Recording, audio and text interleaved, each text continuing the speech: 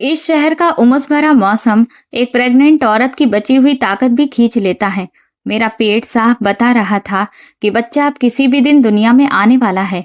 मैं living room के फर्श पर बैठ गई। पीठ सोफे से लगी हुई थी और मेरे पैर इतने सूज चुके थे कि गुब्बारे जैसे लग रहे थे। पिंडलियों से लेकर कमर तक अजीब सी सुन्नता फैल रही थी। जो फ्लैट कभी अपना सा लगता था, आज वही बहुत बड़ा और बिल्कुल खाली सा महसूस हो रहा था। बाहर न जाने कहां से काले बादल आ गए थे। उन्होंने शाम की बची हुई रोशनी भी ढक ली और देखते ही देखते तेज बारिश शुरू हो गई।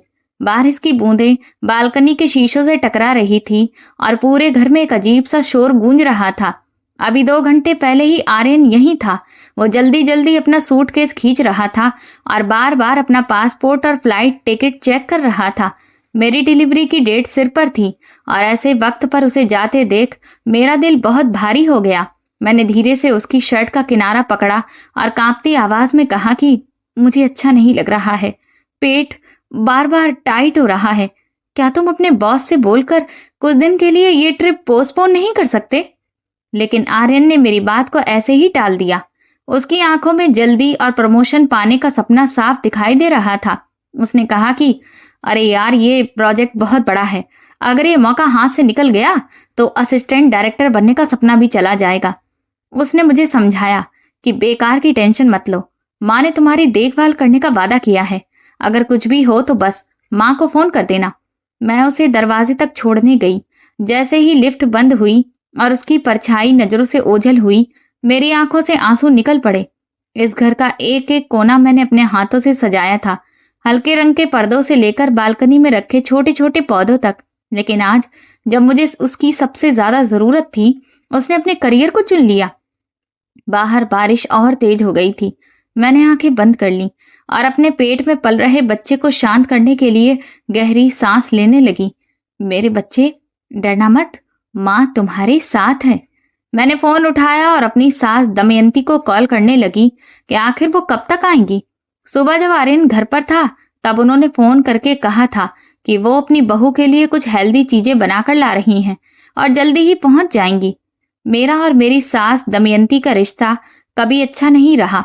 वो बहुत ही चालाक, दबंग और पैसों को सबसे ऊपर रखने वाली औरत थी।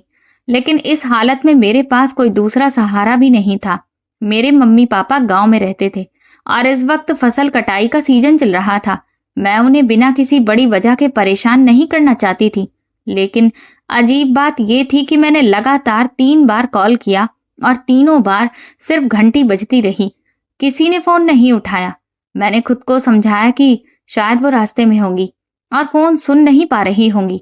यही सोचकर मैं धीरे धीरे खुद को संभालते हुए किचन में गई ताकि अपने लिए मैगी बना सकूं।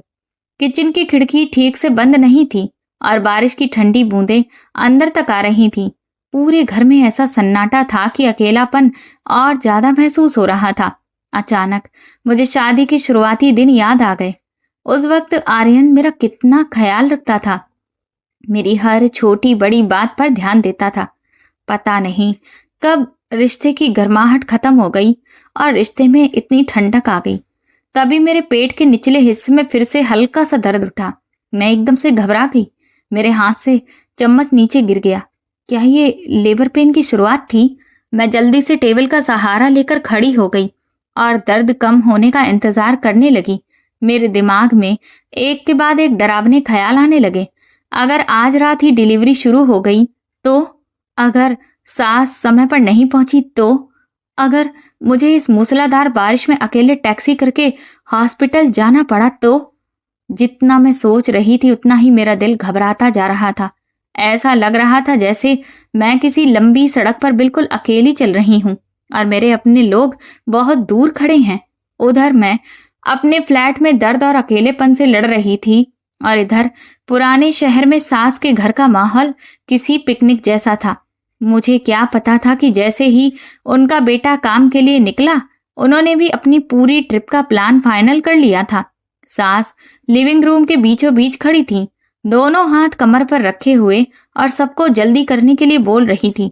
पूरे 7 लोगों का परिवार, जिसमें उनके पति शेखर, छोटी बेटी ईशानी और बड़ी बेटी तनीषा, अपने पति विशाल और दोनों बच्चों के साथ शामिल थे।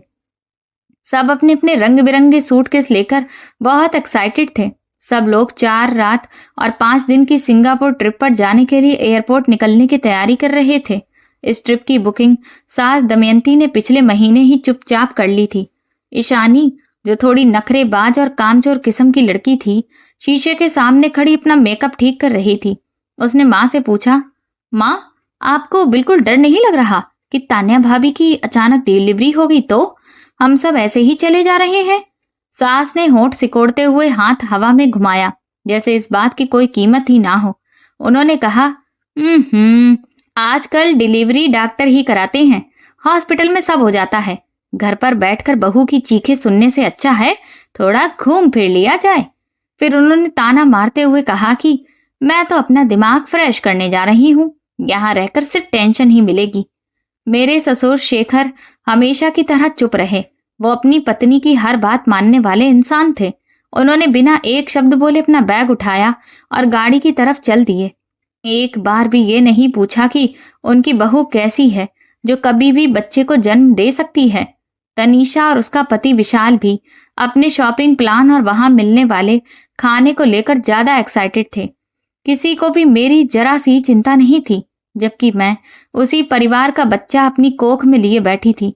लेकिन सास की चाल सिर्फ मुझे अकेला छोड़ने तक सीमित नहीं थी।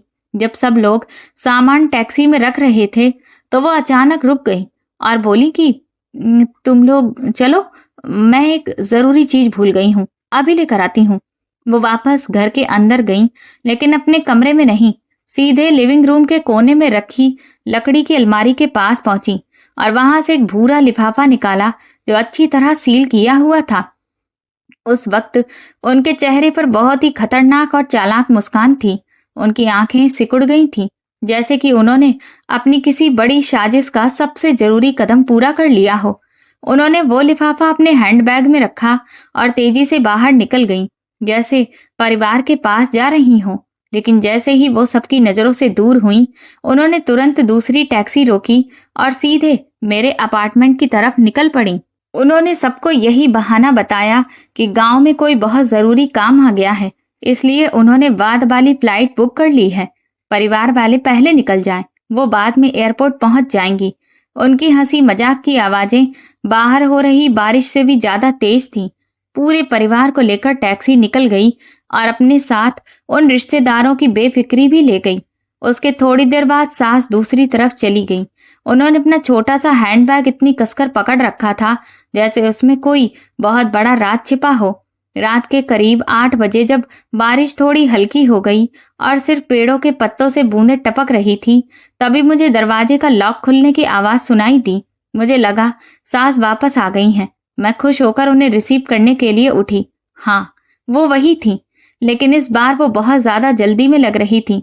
अपने वादे के मुताबिक वो ना तो दलिया लाई थी और ना ही कोई हेल्दी खाना। उनके कंधे पर बस वही छोटा सा हैंड बैग था और चेहरे पर ऐसा एक्सप्रेशन था जैसे वो कोई गलत काम करके आई हो। घर के अंदर आते ही उन्होंने मुझे सोफे पर थका हुआ लेटा देखा और बोली कि मैं कमरे में जाकर लेट जाऊं ताकि हवा ना लगे। फिर उन्होंने कहा कि आर्यन निकल चुका है, वो बस थोड़ी देर के लिए मुझे देखने आई थी, लेकिन अब गांव में एक जरूरी काम आ गया है, इसीलिए उन्हें आज रात ही निकलना पड़ेगा। वो बहुत धीमी आवाज में बात कर रही थी। उनकी नजरें पूरे कमरे में घूम रही थी और आखिर में हमारे बेडरूम पर जाकर रुक गईं। मुझे ये सब बहुत अजीब लग रहा था। वो तो हमेशा ऊंची आवाज में बोलती थी, फिर आज इतनी घबराई हुई और बेचैन क्यों थी? उन्होंने मुझसे कहा कि मैं यहीं बैठी रहूं। वो कमरे से तकिया लेकर आती हैं ताकि मैं आराम से लेट सकूं। इतना कहकर वो तेजी से हमारे बेडरूम में चली गई। मैं लिविंग रूम में बैठी रही, लेकिन मेरा दिल अजीब सी बेचैनी से भरा हुआ था। एक औरत का दिल, खासकर जब वो माँ बनने वाली हो, बहुत जल्दी सब महसूस कर लेता है। तभी मुझे अंदर से कुछ सरसराहट की आवाज आई, जैसे किसी ने गद्दा उठाकर फिर धीरे से नीचे कुछ रख दिया हो। मैं सोचने लगी कि सिर्फ तकिया लेने के लिए गद्दा उठाने की क्या जरूरत थी। थोड़ी देर बाद सास बाहर आई। इस बार उनका चेहरा थोड़ा नॉर्मल लग रहा था, लेकिन उनकी जल्दबाजी अभी भी साफ दिख रही थी। उन्होंने कहा कि अब वो चलती हैं और मुझे समझाया कि रात में दरवाजा अच्छी तरह लॉक कर लेना। अगर कोई दिक्कत हो तो पड़ोसियों को फोन कर देना या खुद टैक्सी करके हॉस्पिटल चली जाना, क्योंकि वो गांव जा रही हैं और पता नहीं कब वापस आएंगी। मैं उन्हें दरवाजे से बाहर जाते हुए देखती रही, लेकिन मेरे मन में बहुत बड़ा शक पैदा हो चुका था।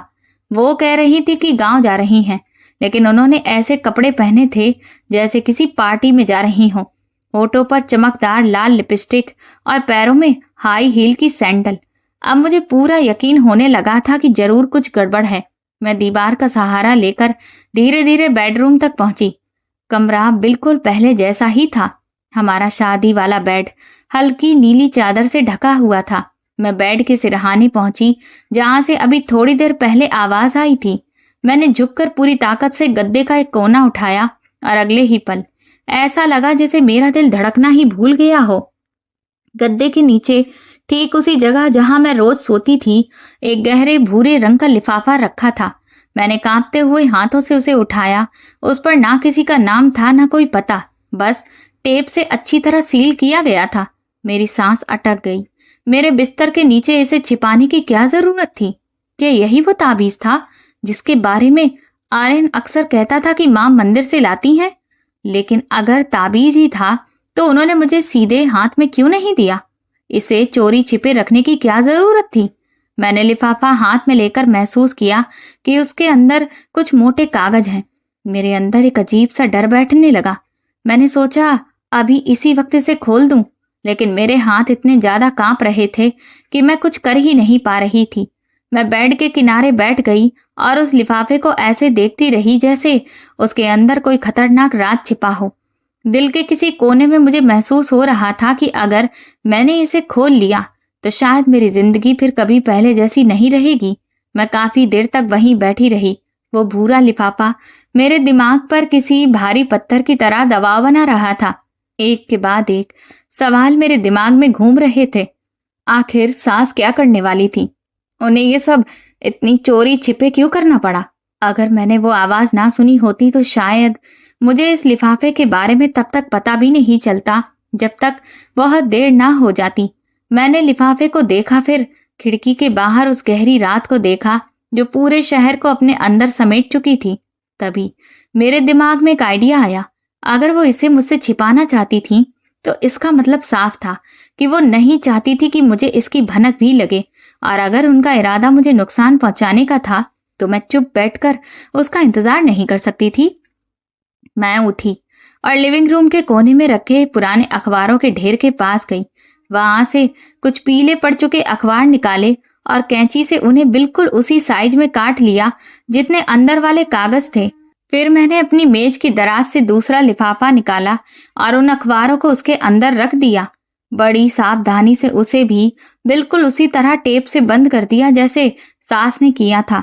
उसके बाद मैं फिर बेडरूम में गई, गद्दा उठाया और अखबारों वाला नकली लिफाफा ठीक उसी जगह पर रख दिया। ये सब करते करते मेरी तो सांस ही फूल गई और पूरा शरीर पसीने से भीग गया। तभी मेरे पेट में पहले से भी ज्यादा तेज दर्द उठा। अब मुझे समझ आ गया था कि मैं इस घर में एक मिनट भी नहीं रुक सकती। जो घर कभी मेरा अपना था वही अब मुझे किसी खतरनाक जाल जैसा लगने लगा था। मैंने जल्दी जल्दी अपने कुछ कपड़े और बच्चे के लिए रखा हुआ जरूरी सामान एक छोटे से बैग में रखा। ज्यादा सामान नहीं लिया ताकि किसी को शक ना हो।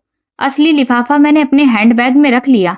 फिर दरवाजा बंद किया और धीरे धीरे बाहर गलियारे में निकल आई।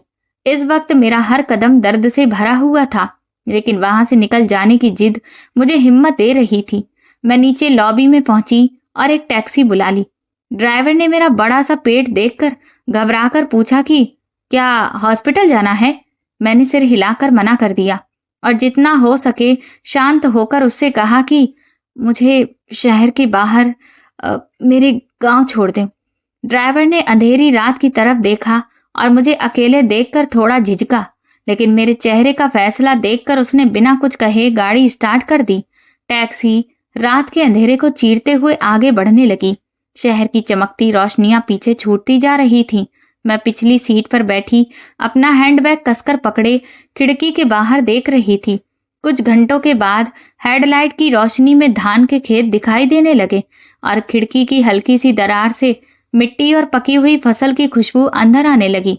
पता नहीं क्यों मेरा दिल धीरे धीरे हल्का होने लगा। आगे जो भी होने वाला था, लेकिन एक बात तय थी कि मैं अपने पेट में पल रहे बच्चे की हर कीमत पर रक्षा करूंगी। जब मैं अपने मम्मी पापा के घर पहुंची तो बरामदे में से आती गरम पीली रोशनी दिखाई दी। पापा चाय पी रहे थे और माँ सुबह बाजार ले जाने के लिए सब्जियां तैयार कर रही थी। आधी रात को अपनी बेटी को इतने बड़े पेट और सिर्फ एक हैंडबैग के साथ अचानक सामने देखकर दोनों घबराकर बाहर दौड़ पड़े। जैसे ही मैंने माँ का परेशान चेहरा देखा, वैसे ही पूरे दिन से अंदर दबा हुआ डर, गुस्सा और बेइज्जती सब आंसुओं से बनकर बाहर निकल आया। मैं बिल्कुल एक छोटे बच्चे की तरह माँ से लिपटकर फूट फूट कर रोने लगी और मेरा दूसरा हाथ अब भी उस हैंडबैग को कसकर पकड़े हुए था, जिसके अंदर सास का सबसे खतरनाक राज छिपा हुआ था। माँ मुझे घर के अंदर ले गईं। उन्होंने मुझे एक कप गरम अदरक वाली चाय दी। चाय पीने के बाद जब मैं थोड़ा संभली, तब मैंने अपना हैंडबैग खोलने की हिम्मत की। मम्मी और पापा मेरे सामने बैठे थे। दोनों के चेहरे पर टेंशन और बेचैनी साफ दिख रही थी। मैंने कांपते हाथों से वो लिफाफा बाहर निकाला और छोटी कैंची से उसका ऊपरी हिस्सा धीरे से काट दिया। अंदर रखे सारे कागज लकड़ी की मेज पर फैल गए। सबसे ऊपर जो पेपर था वो सीपीएम नाम के एक प्राइवेट क्लिनिक का मेडिकल सर्टिफिकेट था। उस पर मेरा नाम साफ लिखा था, तान्या, उम्र भी। और जैसे ही मेरी नजर बीमारी वाले कॉलम पर गई, मेरे पूरे शरीर में सिहरन दौड़ गई। उसमें लिखा था पैरानॉइड, सिजोफ्रेनिया, प्रेगनेंसी के दौरान डिप्रेशन, डिलीवरी के बाद गंभीर डिप्रेशन का हाई रिस्क, जिससे खुद को और दूसरों को नुकसान पहुंचाने जैसी हरकतें हो सकती हैं। साथ में इमोशनल डिसऑर्डर के लक्षण और आगे लगातार निगरानी और जांच की जरूरत भी लिखी थी। नीचे क्लिनिक की लाल मोहर लगी थी और किसी ऐसे डॉक्टर के साइन थे जिसका नाम मैंने जिंदगी में कभी नहीं सुना था। मम्मी ने वो कागज उठाया, उसे बार बार पढ़ा और फिर कांपती आवाज में पूछा, ये सब क्या है बेटी? लोग तुम्हें पागल क्यों साबित करना चाहते हैं? मेरे मुंह से एक शब्द भी नहीं निकला। गला पूरी तरह भर चुका था। मैंने दूसरा कागज खोला। इस बार वो प्रॉपर्टी और पैसों के अधिकार छोड़ने वाला शपथ पत्र था। उसमें लिखा था कि मेरी मानसिक हालत ठीक नहीं है, इसलिए मैं अपनी मर्जी से अपना अपार्टमेंट और 50 लाख रुपए की बचत का पूरा कंट्रोल अपनी सास को दे रही हूँ। आगे ये भी लिखा था कि अगर मुझे लंबे इलाज के लिए कहीं भर्ती होना पड़े तो मेरे होने वाले बच्चे की देखभाल और उसकी परवरिश का पूरा अधिकार भी मेरी सास के पास रहेगा। मैं बिल्कुल सुन्न पड़ गई। मुझे अपनी आंखों पर भरोसा नहीं हो रहा था। ये कोई गलतफहमी नहीं थी, ये बहुत सोच समझकर रची गई बेहद खतरनाक और घटिया साजिश थी। मेरी सास चाहती थी कि बच्चा पैदा होते ही मुझे पागल खाने भेज दिया जाए, ताकि वो मेरी सारी प्रॉपर्टी और वो सब कुछ हड़प ले जो मैंने और मेरे पति ने सालों की मेहनत से कमाया था। वो मेरा बच्चा भी मुझसे छीन लेना चाहती थी, जिसे मैं इतनी तकलीफ सहकर इस दुनिया में लाने वाली थी। अब मुझे समझ आ गया कि आर्यन की अचानक आई बिजनेस ट्रिप और पूरे परिवार का जाना कोई इत्तेफाक नहीं था। उन्होंने जानबूझकर मुझे घर में अकेला छोड़ने का पूरा इंतजाम किया था। शायद इसके बाद वो ऐसा ड्रामा करते कि सबको लगे मैं सच में पागल हूँ। फिर इन्हीं कागजों के दम पर मुझे जबरदस्ती अस्पताल में भर्ती करवा देते। उस नकली लाल मोहर को देखकर साफ समझ आ गया कि ये सब तैयारी उन्होंने बहुत पहले से कर रखी थी। मेरे अंदर अचानक इतना गुस्सा उठा कि मेरा सारा डर उसी में दब गया। मैंने अपने माता पिता की तरफ देखा। दोनों सीधे साधे किसान थे और अपनी समधन की ऐसी घटिया सोच देखकर हैरान थे। पापा ने गुस्से में मेज पर जोर से हाथ मारा। सूखी सी आवाज पूरे कमरे में गूंज गई। उन्होंने दांत भींचकर कहा, वो लोग इंसान नहीं, जानवर हैं। अपनी ही बहू को लूटने के लिए उसकी जिंदगी बर्बाद करने पर उतारू हैं। मम्मी मुझे गले लगाकर रोने लगी और बार बार कहती रही, मेरी बेचारी बेटी, तू आखिर कैसे ऐसे सांपों के बीच में फंस गई। मैंने उन कागजों को कसकर पकड़ लिया। मेरी आंखों में अब डर नहीं था, एक ठंडा सा फैसला था। अब मैं पहले वाली चुप रहने वाली और सब कुछ सहने वाली पत्नी नहीं थी। उसी पल मैंने तय कर लिया कि अब लड़ाई होगी। मैं उन्हें किसी भी हालत में कामयाब नहीं होने दूंगी। जो कागज मेरे लिए मौत का फरमान बनकर आए थे, अब वही उनके खिलाफ सबसे बड़ा सबूत बनेंगे। मैंने अपने पेट पर हाथ रखा और धीरे से अपने बच्चे से कहा, तू बिल्कुल डर मत, तेरी माँ किसी को भी हमें नुकसान नहीं पहुंचाने देगी। गांव की रात अजीब तरह से शांत थी। बस केले के पेड़ों के बीच झिंगुरों की आवाज आ रही थी और ऊपर चलता पंखा धीरे धीरे घूम रहा था। मैंने उस शपथ पत्र और नकली मेडिकल रिपोर्ट की हर लाइन बहुत ध्यान से पढ़ी। बाहर भले ही गर्मी और उमस थी, लेकिन मेरा पूरा शरीर ठंडा पड़ चुका था। पापा मेरे पास बैठे थे। उनकी आंखें गुस्से से लाल थीं। मम्मी लगातार रो रही थी। उनके कंधे पर एक तौलिया रखा था और वो बार बार मुझे और मेरे बड़े से पेट को दर्द भरी नजरों से देख रही थी। मैंने खुद को जितना हो सके शांत करने की कोशिश की ताकि पूरी बात समझ सकूं। जिस अपार्टमेंट में मैं और आर्यन रहते थे वह हमारी 5 साल की मेहनत और बचत से खरीदा गया था। उसमें मेरे माता पिता के दिए हुए पैसे भी लगे थे जो उन्होंने मेरी शादी के वक्त अपनी जमीन का एक टुकड़ा बेचकर मुझे दिए थे, और जो 50 लाख रुपए की बचत थी, वो भी मेरी अपनी मेहनत की कमाई थी। मैंने एक्स्ट्रा काम करके और ऑनलाइन सामान बेचकर न जाने कितनी रातें जागकर वो पैसा जोड़ा था। लेकिन मेरी सास जो हर वक्त ईमानदारी और संस्कार की बातें करती थी, उसी ने इतनी बेशर्मी से सब कुछ छीनने की साजिश रच डाली थी। मैंने शपथ पत्र फिर से ध्यान से पढ़ा। सब कुछ बहुत प्रोफेशनल तरीके से तैयार किया गया था। उसमें लिखा था कि मुझे सिजोफ्रेनिया है और मैं अक्सर अपने व्यवहार पर कंट्रोल नहीं रख पाती। इसलिए अपने होने वाले बच्चे की प्रॉपर्टी सुरक्षित रखने के लिए मैं अपनी मर्जी से सारी संपत्ति अपनी सास के नाम पर कर रही हूँ। सबसे घिनौनी बात यह थी कि उसमें यह भी लिखा था कि अगर इलाज के दौरान मैं किसी बात का विरोध करूं तो मेरी सास को मेरे ऊपर किसी भी तरह का मेडिकल ट्रीटमेंट करवाने का पूरा अधिकार होगा। मतलब मेरी आजादी और मेरी जिंदगी दोनों उनके हाथ में चली जाती। मम्मी ने मेरा हाथ पकड़ लिया और कांपती आवाज में पूछा, आखिर आर्यन अपनी माँ को ऐसा पाप करने कैसे दे सकता है? वो तो कितना अच्छा लड़का था, गांव आता था, सबकी इज्जत करता था। आखिर उसमें इतना बदलाव कैसे आ गया? मैं बस कड़वी मुस्कान के साथ सिर हिला पाई। आर्यन बदला नहीं था। शायद उसकी कमजोरी और आगे बढ़ने की चाह ने उसे बुराई का साथी बना दिया था। मेरी डिलीवरी में सिर्फ कुछ दिन बचे थे, फिर भी वो बिजनेस ट्रिप पर चला गया। ऐसा नहीं था कि उसे छुट्टी नहीं मिल सकती थी। वो इसलिए गया ताकि जब उसकी माँ ये सब करे तो वो वहां मौजूद ही ना हो। वो अपने हाथ साफ रखना चाहता था ताकि आगे उसकी तरक्की पर कोई दाग ना लगे और सारे गंदे काम का इल्जाम उसकी माँ पर ही आए। काफी देर तक कमरे में चुप्पी रही। फिर पापा ने गहरी और मजबूत आवाज में कहा, तू बिल्कुल चिंता मत कर, तू यहीं रहेगी। हमारा घर भले छोटा है, लेकिन तेरे और तेरे बच्चे के लिए खाने पहनने की कभी कमी नहीं होने देंगे। उन्होंने कहा, इस देश में अभी भी कानून है, वो लोग अपनी मनमानी नहीं कर पाएंगे। फिर उन्होंने मम्मी से कहा कि सुबह होते ही हमारे पुलिस वाले रिश्तेदार चाचा को बुलाओ, उनसे पूछेंगे शिकायत कैसे करनी है। मेरी नज़र मेज पर रख के फोन पर गई। फोन बिल्कुल शांत था। ना आर्यन का कोई मैसेज आया था और ना ही ससुराल से किसी का। वो लोग सिंगापुर की अपनी मौज मस्ती में बिजी थे। शायद उन्हें लग रहा होगा कि मैं अभी भी उसी अपार्टमेंट में बैठी हूँ और डर के मारे रो रही हूँ। उन्हें जरा भी अंदाजा नहीं था कि मैं वहां से निकल चुकी हूँ। उनके लालच ने उन्हें इतना अंधा कर दिया था कि वो ये भूल गए कि जब एक माँ को उसके बच्चे के लिए लड़ना पड़ता है तब उससे ज्यादा मजबूत कोई नहीं होता। मैंने सारे कागज समेटे और उन्हें पापा के पुराने बैग में संभाल कर रख दिया।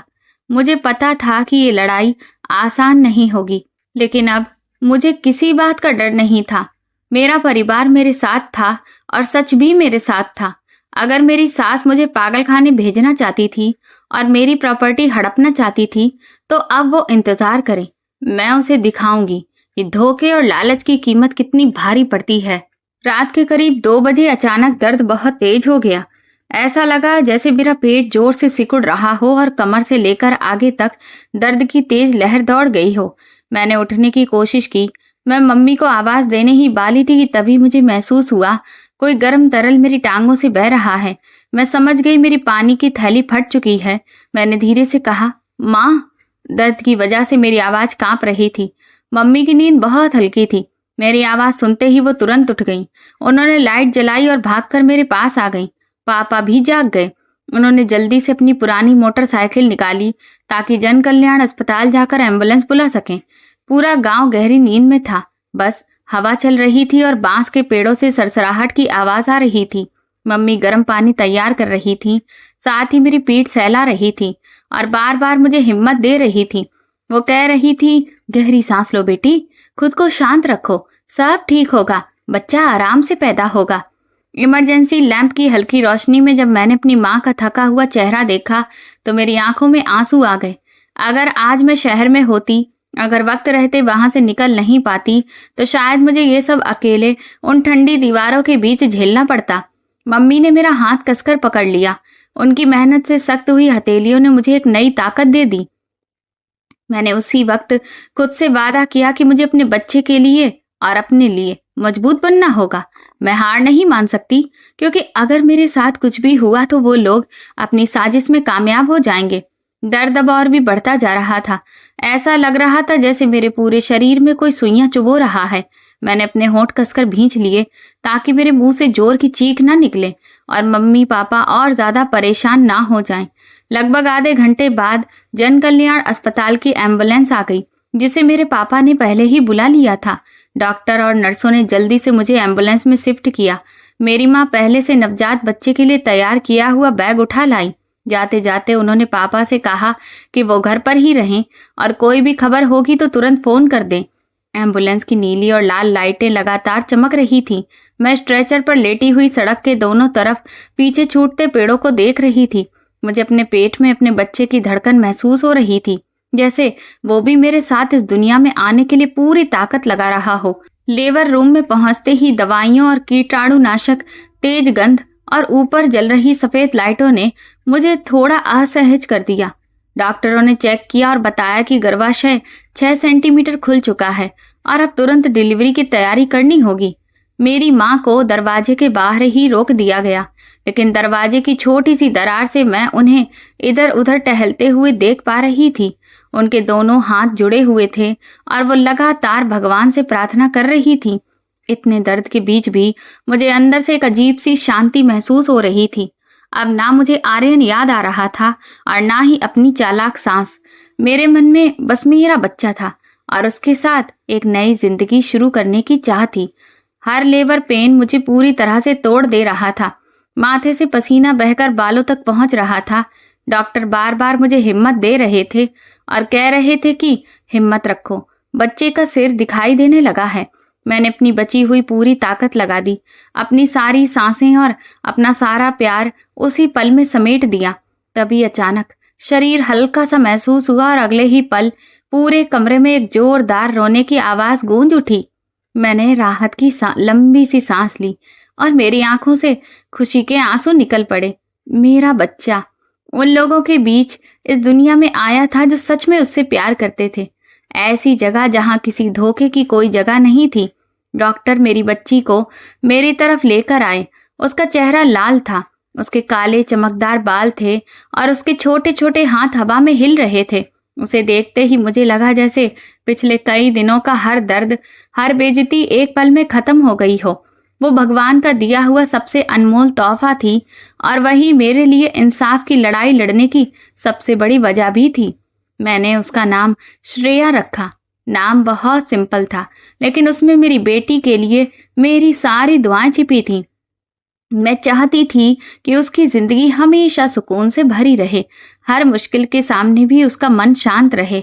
मुझे नहीं चाहिए था कि वो बहुत अमीर बने, मैं बस चाहती थी कि वो ईमानदार और दयालुता से जिए जो उसके पिता के परिवार ने बहुत पहले खो दी थी। श्रेया मेरी गोद में आराम से सो रही थी। उसके छोटे छोटे होंठ कभी कभी ऐसे हिलते जैसे वो कोई प्यारा सा सपना देख रही हो। मेरी माँ अपनी नातिन को देखकर अपने आंसू नहीं रोक पाई।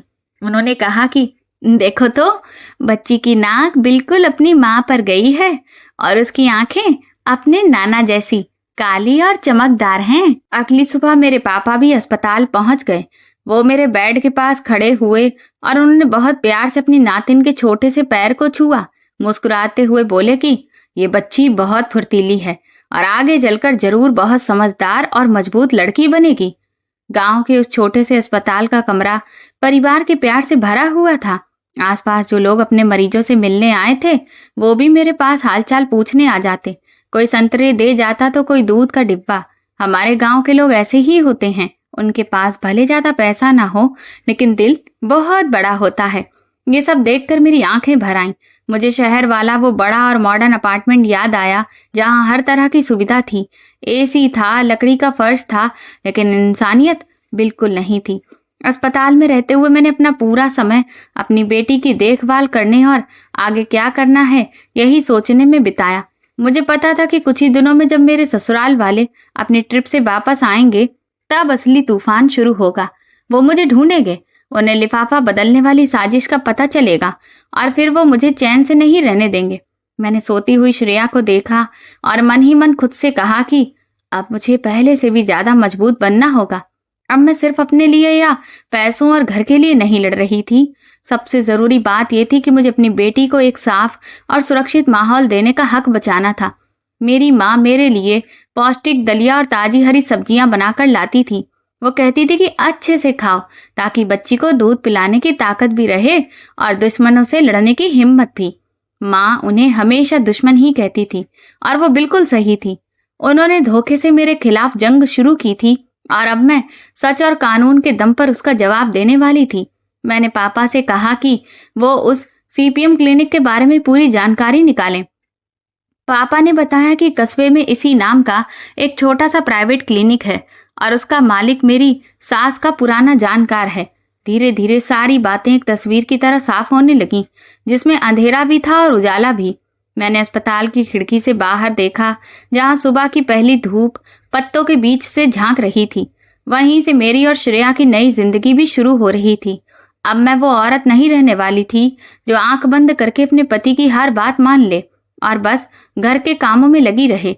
अब मैं एक माँ थी और इस जिम्मेदारी ने मुझे एक योद्धा बना दिया था। जब भी श्रेया भूख लगने पर रोती थी, मुझे यही याद आता था कि अब मुझे 1 इंच भी पीछे नहीं हटना है। डिलीवरी के तीसरे दिन मेरा फोन, जो हमेशा साइलेंट पर रहता था, अचानक लगातार बजने लगा। स्क्रीन पर आर्यन का नाम चमक रहा था। मैंने एक गहरी सांस ली, अपनी माँ को चुप रहने का इशारा किया और कॉल उठा ली। दूसरी तरफ से आर्यन की आवाज आ रही थी। वहां काफी शोर था। ऐसा लग रहा था जैसे वो किसी भीड़ भाड़ वाली जगह पर हो, शायद अपने प्रोजेक्ट की सफलता का जश्न मना रहा था। उसने बिल्कुल औपचारिक अंदाज में पूछा कि तुम्हारी डिलीवरी हुई या नहीं और अब तबीयत कैसी है। फिर बोला कि काम में बहुत बिजी होने की वजह से ज्यादा फोन नहीं कर पाया और मुझे टेंशन लेने की जरूरत नहीं है, क्योंकि माँ तो मेरी देखभाल के लिए मेरे साथ ही है। उसकी बातें सुनकर मुझे उसके दिखावे से घिन आने लगी। मैंने बिल्कुल शांत होकर जवाब दिया कि अभी मेरी डिलीवरी नहीं हुई है और मैं घर पर आराम कर रही हूँ। मैं देखना चाहती थी कि वो ये ड्रामा आखिर कब तक करेगा। कुछ इधर उधर की बातें करने के बाद आखिर वो अपने असली मुद्दे पर आ ही गया। उसने बड़े आराम से पूछा कि माँ ने तुम्हें तावीज वाला लिफाफा दिया था ना। माँ कह रही थी कि उसे तकिए या गद्दे के नीचे रखना बहुत जरूरी है, तभी असर होगा। तुमने उसे ठीक से रख दिया ना। उसके सवाल पर मैं अंदर ही अंदर कड़वाहट भरी मुस्कान हंस दी। तो ये उसका तरीका था, ये पता लगाने का कि जाल सही तरह से बिछा है या नहीं। मैंने भी बिल्कुल आराम से जवाब दिया कि हाँ, माँ आई थी और मैंने वो लिफाफा सबसे सुरक्षित जगह पर रख दिया है। तुम्हें उसकी बिल्कुल चिंता करने की जरूरत नहीं है। मैंने आर्यन की बात सुनी तो उसकी आवाज में साफ राहत और खुशी महसूस हो रही थी। उसने कहा कि ये तो बहुत अच्छी बात है, बस माँ की बात मान लो, सब फिर ठीक हो जाएगा। उसने ये भी कहा कि वो कल जल्दी वापस आ जाएगा, ताकि अगर डिलीवरी के कोई भी साइन आए तो वह हम दोनों को तुरंत अस्पताल ले जा सके। मैंने फोन काट दिया। उस पल मेरा दिल पूरी तरह से टूट चुका था। जिस आदमी से मैंने कभी प्यार किया था, जो मेरे बच्चे का पिता था, वही अपनी माँ के साथ मिलकर अपनी ही पत्नी को उस वक्त पागल खाने भेजने की साजिश रच रहा था, जब मुझे उसकी सबसे ज्यादा जरूरत थी। मैंने पूरी बातचीत अपने मम्मी पापा को बता दी। पापा ने बस एक गहरी सांस ली और बोले कि दुनिया में ऐसे एहसान फरामोश लोग भी होते हैं। माँ गुस्से से कांप रही थी। उन्होंने कहा कि बस इंतजार करो, जब वो यहाँ आएंगे और तुम्हें और हमारी श्रेया को देखेंगे, तब उनके चेहरे देखने लायक होंगे। मैंने माँ से कहा कि अभी गुस्सा करने से कुछ नहीं होगा, हमें और सबूत इकट्ठा करने होंगे। मैं नहीं चाहती थी कि ये मामला सिर्फ एक घरेलू झगड़ा बनकर रह जाए। मैं चाहती थी कि जाली दस्तावेज बनवाने और प्रॉपर्टी हड़पने की साजिश के लिए उन्हें कानून के सामने जवाब देना पड़े। मैंने अपनी सबसे अच्छी दोस्त वृंदा से संपर्क किया। कॉलेज के दिनों से वो मेरी दोस्त थी और अब मुंबई की एक जानी मानी वकील बन चुकी थी। मैंने उसे पूरी बात बताई और लिफाफे में मिले सारे कागजों की तस्वीर भेज दी। सब कुछ सुनने के बाद वृंदा कुछ देर तक बिल्कुल चुप रही। फिर उसने कहा कि मामला बहुत गंभीर है। ये अब सास बहू का झगड़ा नहीं है, बल्कि सीधा क्रिमिनल केस है। वृंदा ने सलाह दी कि मैं गांव वापस आने की बात किसी को भी पता न चलने दूं और ऐसा दिखाऊं जैसे मुझे कुछ भी मालूम नहीं है, ताकि वो लोग खुद अपनी गलतियां करते रहें और हमारे पास और सबूत आते जाएं। आर्यन के फोन ने एक बात पूरी तरह से साफ कर दी थी। वो सास की पूरी प्लानिंग जानता था। वो किसी धोखे में नहीं था, बल्कि इस साजिश का बराबर का हिस्सा था। ये सच जितना दर्दनाक था, उतना ही मुझे मजबूत भी बना रहा था। मैंने अपनी गोद में दूध पीती हुई श्रेया को देखा और मन ही मन सोचा कि मेरी बेटी को ऐसे पिता की जरूरत नहीं है और मुझे भी अपनी जिंदगी में ऐसे पति की जरूरत नहीं है। वृंदा ने मेरे भेजे हुए सारे फोटो ध्यान से देखने के बाद फिर फोन किया। उसने कहा कि सबसे पहले सीपीएम क्लिनिक की कानूनी मान्यता और उस डॉक्टर की पहचान पता करनी होगी जिसने उस मानसिक जांच वाली रिपोर्ट पर साइन किए हैं। उसने भरोसा दिलाया कि मेडिकल फील्ड में उसके जो कॉन्टैक्ट्स हैं उनके जरिए वो पता लगाएगी कि उस क्लिनिक को ऐसी जांच करने का अधिकार है भी या नहीं। अगर ये बात साबित हो गया कि सारे दस्तावेज फर्जी हैं तो सास के खिलाफ शिकायत दर्ज कराने के लिए हमारे पास मजबूत आधार होगा।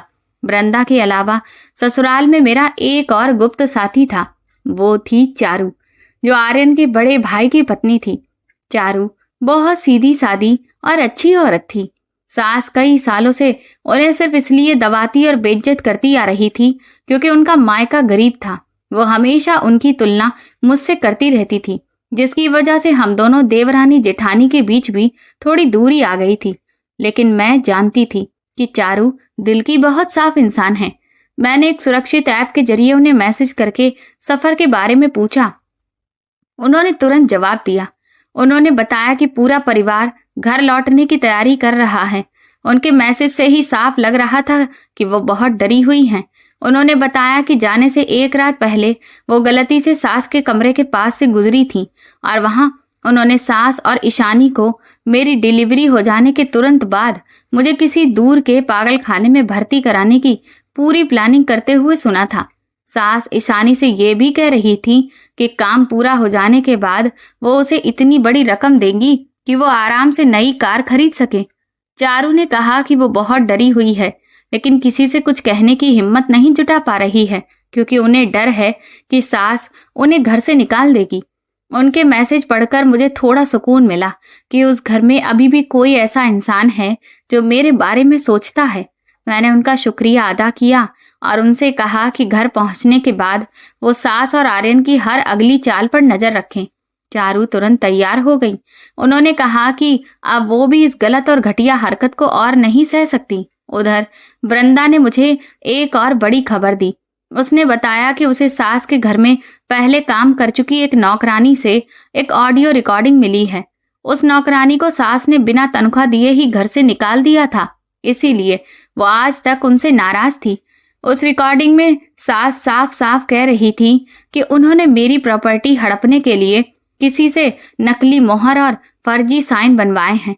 ये हमारे लिए बहुत बड़ा सबूत था जिसे ढूंढने में वृंदा ने काफी मेहनत की थी। मैं अपने घर के बरामदे में बैठी आसमान की तरफ देख रही थी। धीरे धीरे अंधेरा फैलने लगा था। सब कुछ अब अपनी जगह पर आता जा रहा था।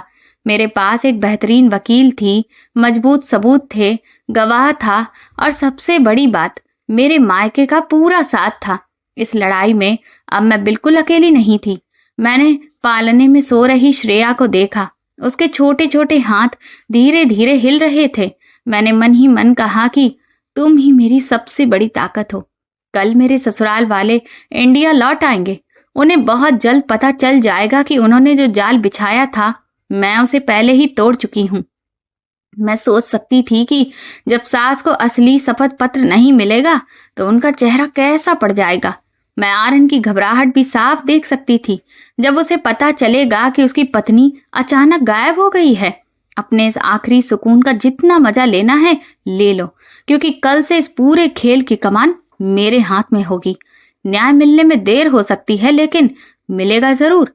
सिंगापुर से आने वाली फ्लाइट दोपहर में एयरपोर्ट पर उतर चुकी थी। उसी फ्लाइट से सास का पूरा परिवार वापस आया था। उनके साथ महंगे ब्रांडेड सामानों से भरे कई बैग भी थे। टैक्सी से उतरते ही जैसे ही सब लोग अपार्टमेंट की लॉबी में पहुंचे, सास ने जल्दी से आर्यन को दरवाजा खोलने के लिए कहा। उनके चेहरे पर एक्साइटमेंट भी थी और हल्की सी बेचैनी भी, जिसे वो चाहकर भी छिपा नहीं पा रही थी। उन्हें पूरा भरोसा था कि इस वक्त तान्या या तो लेबर पेन से बिस्तर पर होगी या फिर उन नकली मेडिकल रिपोर्ट को देखकर पूरी तरह से डर चुकी होगी। लेकिन जैसे ही अपार्टमेंट का दरवाजा खुला, अंदर से सिर्फ सन्नाटा और ठंडी हवा बाहर आई, जिसने वहां खड़े हर इंसान को एक पल के लिए चुप करा दिया। घर अजीब तरह से साफ सुथरा था। ऐसा लग ही नहीं रहा था कि वहां कोई रहता है। ना किसी इंसान के होने का एहसास था और ना ही कहीं से लगता था कि इस घर में कोई प्रेग्नेंट औरत रह रही है। सास ने आर्यन को साइड में किया और बिना कुछ पूछे सीधे बेडरूम में चली गईं।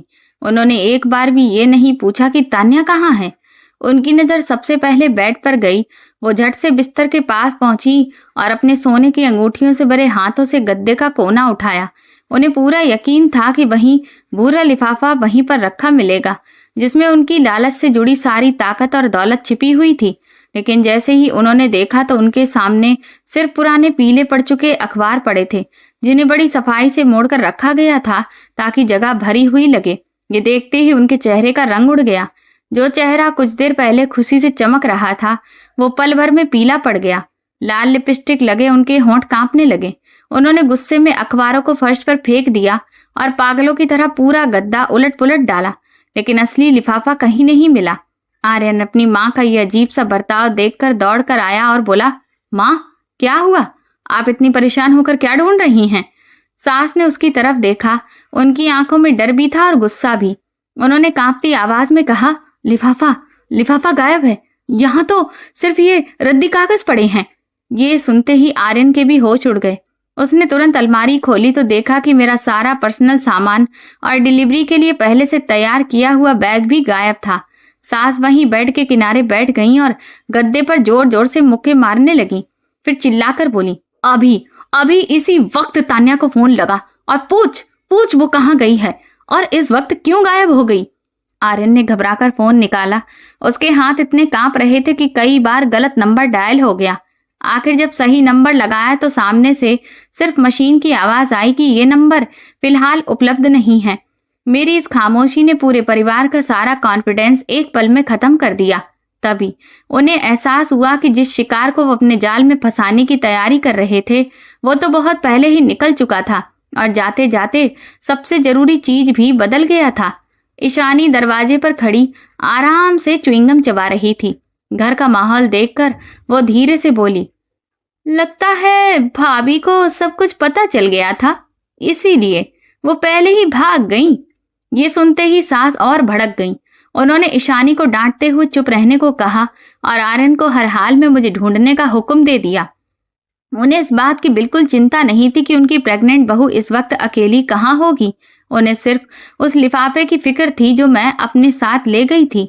अगर वो कागजात अधिकारियों के हाथ लग गए तो जेल या अस्पताल मुझे नहीं बल्कि उन्हें जाना पड़ेगा। पूरा दिन वो घर जो सफर से लौटने के बाद आराम की जगह होना चाहिए था, शक और डर का मैदान बन गया। आर्यन ने अपने सभी जानने वालों को फोन किया, दोस्तों से लेकर मेरे ऑफिस के लोगों तक सबको पूछा, लेकिन किसी को नहीं पता था कि मैं कहाँ हूँ। जितनी देर तक मेरा कोई पता नहीं चला, सास उतनी ही बेचैन होती गई। आखिर वो फर्श पर लेटकर रोने लगी और कहने लगी कि इस घर की तो किस्मत ही खराब है जो ऐसी चालाक बहू मिली। लेकिन उनके दिल के अंदर एक असली डर बैठ चुका था। अब उन्हें समझ आ गया था कि उन्होंने उस सीधी सादी मेहनती लड़की को बहुत हल्के में ले लिया था। अगली सुबह जब पूरा परिवार मेरा कोई पता न मिलने की वजह से परेशान बैठा था, तभी आर्यन के काम वाले ऐप पर एक अनजान मैसेज आया।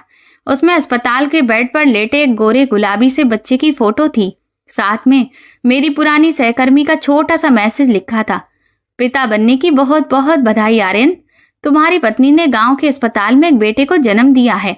वो बिल्कुल तुम्हारी तरह दिखता है। असल में ये उसकी सहकर्मी की एक बहुत बड़ी गलतफहमी थी। उसने उसी वार्ड में भर्ती दूसरी तान्या नाम की औरत के बच्चे की दूसरी फोटो भेज दी थी, लेकिन आर्यन इतना परेशान था कि उसने एक बार भी ये चेक करने की कोशिश नहीं की कि बात सही है या नहीं।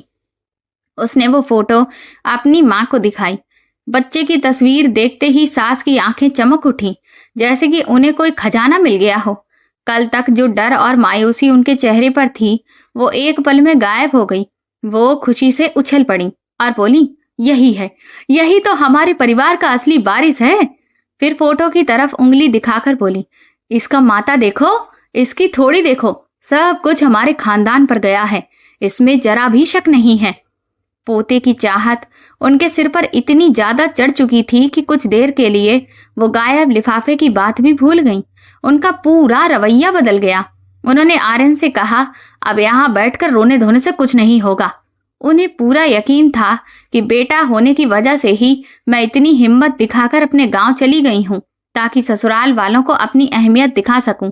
उन्होंने पूरे परिवार के सामने ऐलान कर दिया कि अभी इसी वक्त सबको तान्या के गांव चलना होगा, ताकि उनके जिगर के टुकड़े यानी उनके पोते को शहर वापस लाया जा सके। फिर उन्होंने ईशानी और अपने बड़े बेटे से कहा कि एक बार बच्चा उनके हाथ में आ गया तो तान्या खुद ही सारे कागजात और प्रॉपर्टी उनके नाम करने पर मजबूर हो जाएगी, क्योंकि दुनिया की कोई भी माँ अपने बच्चे से बढ़कर कुछ नहीं चाहती, और हर माँ यही चाहती है कि उसके बच्चे का भविष्य सबसे अच्छा हो। लालच और बेटा ही सब कुछ है वाली पिछड़ी सोच ने सास को पूरी तरह से अंधा कर दिया था। उन्होंने एक बार भी ये नहीं सोचा कि फोटो सच है भी या नहीं, या फिर तान्या आखिर चुप क्यों है। बस तुरंत घर में सबको फल, मिठाइयां और गिफ्ट तैयार करने के लिए कहने लगी। लेकिन ये सब अपनी बहू के लिए नहीं था, जो अभी अभी माँ बनी थी। ये सब तो गांव में अपने रिश्तेदारों के सामने रौब झाड़ने के लिए था। वो दिखाना चाहती थी कि वो शहर वाले हैं, उनके पास पैसा, ताकत और रुतबा है, और पोते पर सिर्फ उनका हक है। आर्यन भी अपनी माँ की बातों में बह गया। उसने खुद को समझा लिया कि शायद तान्या बस थोड़ी नाराज है। अब बेटा हो गया है तो 2-4 मीठी बातें कर देगा तो बस सब पहले जैसा हो जाएगा। उसे बिल्कुल भी अंदाजा नहीं था कि छोटे से गांव में उसकी पत्नी ने उनके स्वागत के लिए कुछ और ही सोच रखा है।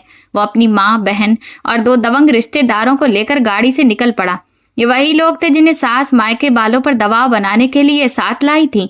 सब सीधे शहर के बाहरी इलाके की तरफ बढ़ गए। पूरे रास्ते सास बस इसी बात में लगी रही कि पोते का नाम क्या रखेंगी और उसका पहला बर्थडे कितना शानदार करेंगी, ताकि पूरा मोहल्ला देखता रह जाए। उन्होंने आर्यन को ये भी समझाया कि जैसे ही पोता घर आए उसी शपथ पत्र के हिसाब से घर अपने नाम करवा लेना। अगर तान्या साइन करने से मना करे तो बच्चे का सहारा लेकर उसे डराना। उस वक्त सास की बेरहमी अपनी सारी हदें पार कर चुकी थी। उन्होंने अपने ही पोते को अपने लालच का हथियार बना लिया था। काले रंग की बड़ी सी 7 सीटों वाली गाड़ी मेरे पापा के घर के बाहर आकर रुकी और पूरे रास्ते पर धूल उड़ गई। सबसे पहले सास नीचे उतरी। उन्होंने रेशम की साड़ी पहन रखी थी, गले में भारी सोने का हार था और चेहरे पर गुस्सा साफ दिख रहा था। हालांकि होठों पर जबरदस्ती मुस्कान लाने की कोशिश कर रही थी। उनके पीछे आर्यन, ईशानी और दोनों रिश्तेदार उतरे, जो ऐसे लग रहे थे जैसे किसी से भी भिड़ने के लिए तैयार हों। घर का कोई बाहर आए उसका इंतजार किए बिना ही सास ने खुद गेट खोला और सीधे आंगन में घुस गई। उनकी तेज आवाज पूरे घर में गूंज गई। समधी जी कहाँ हैं? मेरी बहू ने पोते को जन्म दिया है और हमें खबर तक नहीं दी। हमें इतनी दूर से खुद यहाँ आना पड़ा। मेरे पापा आंगन में बैठकर अपना काम कर रहे थे। उन्होंने सबको देखा, आराम से उठे, अपने कपड़ों की धूल झाड़ी और अंदर आने के लिए कहा। वो उनके गुस्से और बदतमीजी से बिल्कुल भी नहीं घबराए, क्योंकि उन्हें पता था कि उस कमरे के पीछे उनकी बेटी सब तैयार करके बैठी है। जैसे ही सब आंगन में पहुंचे, सास कुर्सी पर बैठने की बजाय बीच कमरे में खड़ी हो गईं और कमरे की तरफ इशारा करते हुए मेरी माँ से बोली कि उनका वारिस बाहर लाओ। शर्मा परिवार का पोता शर्मा परिवार में ही रहेगा। इस छोटे से गांव में बच्चा क्या ठीक से बड़ा होगा? मेरी माँ ने उनकी तरफ बड़े अफसोस से देखा और बोली कि थोड़ा शांत रहिए, तान्या अभी अभी माँ बनी है, बहुत कमजोर है, आराम से बात कीजिए। ईशानी भी तुरंत अपनी माँ का साथ देते हुए बोली, भाभी भी कमाल करती हैं, पूरे घर को परेशान करके रख दिया है और अब पोते को ऐसे छिपा रही हैं जैसे कि कोई खजाना हो। फिर उसने ऊंची आवाज में आर्यन से कहा कि इतना सीधा बनने की जरूरत नहीं है, जाओ और अपने बेटे को लेकर आओ, कहीं ऐसा ना हो कि मायके वाले उसे अपना ही समझ कर रख लें। उस छोटे से घर का माहौल मेरे ससुराल वालों की बदतमीजी और घमंड से भारी हो चुका था। उन्होंने मेरे मायके वालों की इतनी बेइज्जती की कि सामान्य तमीज तक भूल गए। सास के साथ आए दोनों रिश्तेदार भी अजीब हरकतें करने लगे। वो पूरे घर में इधर उधर घूमने लगे, हर कमरे में झांकने लगे जैसे किसी से हिसाब वसूलने आए हों। मेरे पापा फिर भी पूरे धैर्य से बोले कि पहले बैठकर चाय पी लीजिए, फिर आराम से बात करेंगे। लेकिन सास ने चाय का कप एक तरफ धक्का मार दिया और चाय मेज पर फैल गई। वो बोली कि वो यहाँ चाय पीने नहीं आई हैं, वो अपने पोते को लेने और तान्या का मामला हमेशा के लिए खत्म करने आई हैं।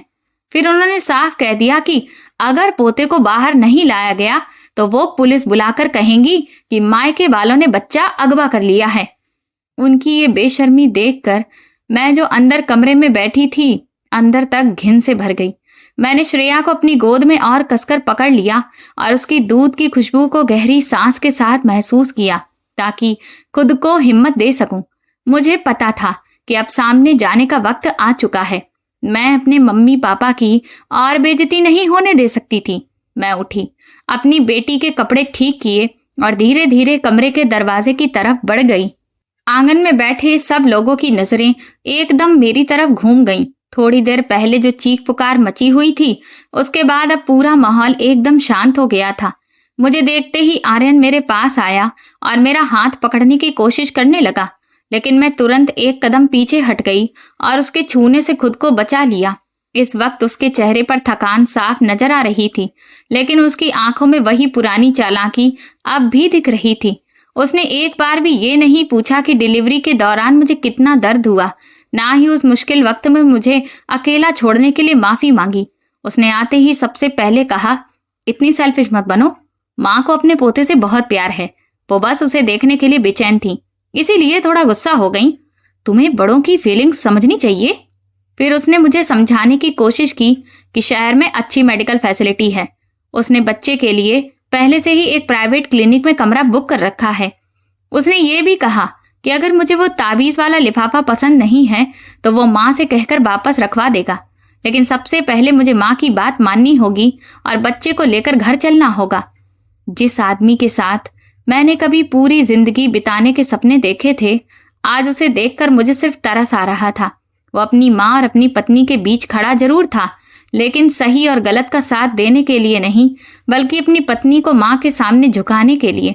मैंने सीधा उसकी आंखों में देखा और पूछा, क्या तुम्हें पता भी है कि तुम्हारी माँ मेरे साथ क्या करने वाली थी? उसने मेरी तरफ देखने से बचते हुए कहा, पुरानी बातें भूल जाओ, अब हमारे पास एक बच्चा है, हमें उसके लिए जीना चाहिए। उसने तो यहाँ तक कह दिया कि माँ ने जो कुछ भी किया वह हमारे बच्चे के भविष्य और प्रॉपर्टी को बचाने के लिए किया था। उन्हें डर था कि मैं डिलीवरी के बाद डिप्रेशन में आकर सब कुछ बर्बाद कर दूंगी। उसकी बहनों की बातें सुनकर तो ये भी साफ हो गया कि मुझे पागल खाने भेजने वाली माँ की पूरी साजिश में वो भी बराबर का शामिल था। सास वहीं पास में खड़ी थी। आर्यन की इतनी लंबी बातें सुनकर उनका सब्र जवाब दे गया। उन्होंने आर्यन से कहा कि आगे बढ़ और बच्चा ले ले। इस औरत से पूछने की क्या जरूरत है जो बिना बताए ही भाग गई थी। फिर वो मेरी तरफ देखकर जोर से बोली, अगर थोड़ी भी समझ है तो बच्चा मुझे दे दे और बाकी बचे हुए कागजों पर साइन कर दे। मैं तुझ पर एहसान करके तुझे जीने का मौका दे दूंगी, नहीं तो तेरे पागल होने की कहानी सब जगह फैला दूंगी। आर्यन की कमजोरी ही सास की सबसे बड़ी ताकत बन चुकी थी। वो वहीं खड़ा रहा, उसके हाथ नीचे लटके हुए थे। उसने अपनी माँ को अपनी पत्नी की बेइज्जती करने से रोकने की एक बार भी कोशिश नहीं की। वो बस खड़ा होकर देखता रहा जब सास और उनके साथ दो रिश्तेदार मेरी तरफ बढ़ने लगे। यहाँ तक कि जब सास मेरे हाथ से बच्चा छीनने के लिए आगे बढ़ी तब भी आर्यन ने बस इतना कहा, बच्चा थोड़ी देर के लिए माँ को दे दो, वो उसका कुछ नहीं करेंगी, डरने की जरूरत नहीं है। उसकी बात सुनकर मेरे मुंह से कड़वी हंसी निकल गई, ऐसी हंसी जिसमें उस इंसान के लिए सिर्फ नफरत थी जिसे कभी मैंने अपना पति और अपनी बेटी का पिता माना था। मैंने अपनी बेटी को और कसकर सीने से लगा लिया और अपने पापा के पीछे आकर खड़ी हो गई। फिर मैंने आर्यन और सास की तरफ देखकर कहा, आज के बाद ना तुम मेरे पति हो और ना ही आप मेरी सास। मैंने साफ कह दिया कि मैं कहीं नहीं जाने वाली और मेरी बेटी उस धोखे और झूठ से भरे घर में कभी कदम नहीं रखेगी। ये मेरी बात सुनकर आर्यन पूरी तरह हैरान रह गया, जबकि सास का गुस्सा 7वें आसमान पर पहुंच गया। वो ऐसे बौखला गई जैसे किसी ने उन्हें कोने में घेर लिया हो। वो जोर जोर से चिल्लाने लगी और ऐसी गालियां देने लगी जिनसे उनका असली चेहरा सबके सामने आ गया। जब उन्होंने देखा कि मैं अपनी बात से पीछे नहीं हट रही हूं तो उन्होंने अपना आपा खो दिया। वो मेरी तरफ झपटी और चिल्लाई, मेरा वारिस मुझे दे। मैंने बिना घबराए आराम से एक तरफ कदम रखा और धीरे से अपनी बेटी के ऊपर पड़ा शॉल हटा दिया। फिर मैंने सीधा सास की आंखों में देखकर बिल्कुल शांत आवाज में कहा, जरा ध्यान से देख लीजिए, ये बेटा नहीं बेटी है, मेरे मम्मी पापा की नातिन है, यहां कोई वारिस नहीं है। सास वहीं रुक गई। उनकी नजरें मेरी बेटी श्रेया पर जम गईं। जैसे ही उन्हें समझ आया ये लड़की है, उनका गुस्से से लाल चेहरा एकदम पीला पड़ गया। आर्यन ने उन्हें जो लड़के वाली फोटो दिखाई थी वो सिर्फ एक बहुत बड़ी गलतफहमी निकली। उनके साथ पूरे परिवार के चेहरे पर मायूसी साफ दिखाई देने लगी। सास हकलाते हुए बोली, ये नहीं हो सकता, वो तो लड़का था। मैं मुस्कुराई और कहा, ऊपर वाला सब देखता है, उसने एक बेटे को आपके जैसी दादी के हाथों बड़ा होने से बचा लिया। फिर मैंने श्रेया को अपनी माँ की गोद में दिया और अपनी जेब से एक फाइल और छोटा सा वॉइस रिकॉर्डर निकाल लिया। मैंने सीपीएम क्लिनिक की मोहर लगी फाइल सबके सामने उठाई और सास से पूछा, क्या आपको ये सब पहचान में आ रहा है? यही वो तोहफा है जो सिंगापुर जाने से पहले आपने मेरे बेड के गद्दे के नीचे छिपाया था। फिर मैंने पूरे कमरे में सबके सामने नकली मानसिक जांच की रिपोर्ट और प्रॉपर्टी छोड़ने वाले कागज की हर लाइन जोर जोर से पढ़कर सुनाई। सास का चेहरा पूरी तरह से उतर गया। उन्होंने फाइल छीनने की कोशिश की, लेकिन मेरे पापा ने उन्हें रोक दिया। फिर मैंने वॉइस रिकॉर्डर ऑन कर दिया।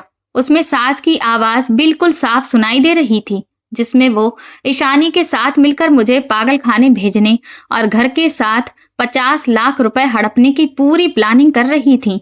उनके एक एक शब्द ने वहां मौजूद हर रिश्तेदार के चेहरे पर जोरदार तमाचा मार दिया।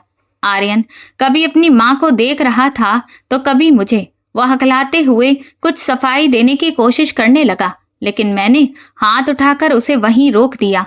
फिर मैंने वहां मौजूद सभी लोगों के सामने, जिनमें सास के दबंग रिश्तेदार भी शामिल थे, साफ साफ ऐलान कर दिया कि ये सारे सबूत मेरे वकील के पास पहले से सुरक्षित हैं और पुलिस को भेजने के लिए पूरी तरह तैयार हैं।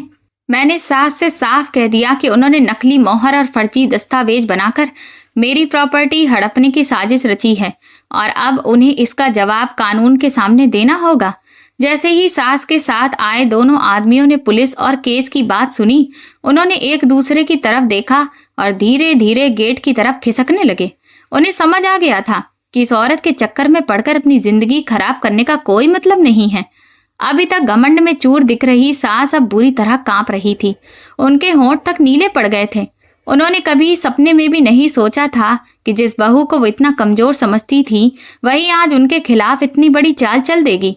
जैसा किया था अब वैसा ही भुगतने का वक्त आ गया था। उनकी प्रॉपर्टी हड़पने की पूरी प्लानिंग बुरी तरह फेल हो चुकी थी और अब ऊपर से जेल जाने का डर भी सिर पर मंडरा रहा था। उन्हें देखकर मुझे खुशी नहीं हुई, बल्कि ऐसे इंसान से घिन आई जो पूरी जिंदगी सिर्फ पैसे और झूठी शान के पीछे भागता रहा। तभी मेरे पापा गांव के मुखिया से लाया हुआ लाउड स्पीकर ऑन कर देते हैं। मैंने पहले ही वरांडा से ऑडियो रिकॉर्डिंग एडिट करवा ली थी और उसमें से सारा बैकग्राउंड नॉइज हटवा दिया था ताकि सास की आवाज बिल्कुल साफ सुनाई दे। रिकॉर्डिंग में उनकी एक एक बात साफ सुनाई दे रही थी। कैसे वो ईशानी के साथ मिलकर मुझे पागल खाने भेजने की प्लानिंग कर रही थी, कैसे घर अपने नाम करवाना चाहती थी और कैसे आर्यन दुनिया के सामने दुखी पति बनने का ड्रामा करेगा। सब कुछ पूरे गांव के सामने बज रहा था।